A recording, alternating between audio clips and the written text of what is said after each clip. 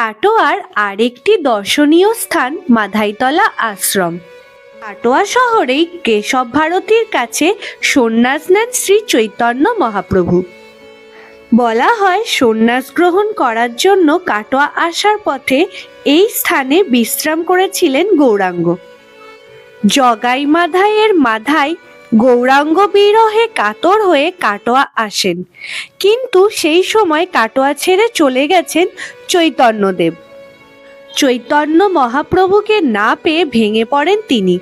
খোঁজ নিয়ে জানতে পারেন গঙ্গার তীর ধরে কাটোয়া আসার পথে একটি মাধবী গাছের নিচে বিশ্রাম নিয়েছিলেন শ্রী চৈতন্য মহাপ্রভু।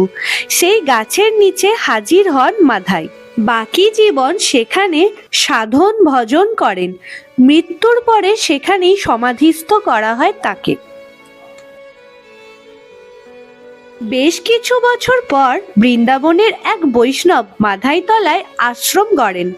এখনো অখণ্ড নাম সংকীর্তন চলে মাধাইতলা আশ্রমে। মাধাইতলা আশ্রমে প্রতিদিন অন্নপ্রসাদ গ্রহণের ব্যবস্থা আছে। অন্নপ্রসাদ গ্রহণ করতে হলে সকাল 9টার মধ্যে মহারাজের নিকট কুপন সংগ্রহ করতে হবে। সকলে আসুন বৈষ্ণব তীর্থ কাটোয়ায় এবং দর্শন করে যান এই দর্শনীয় স্থানটি।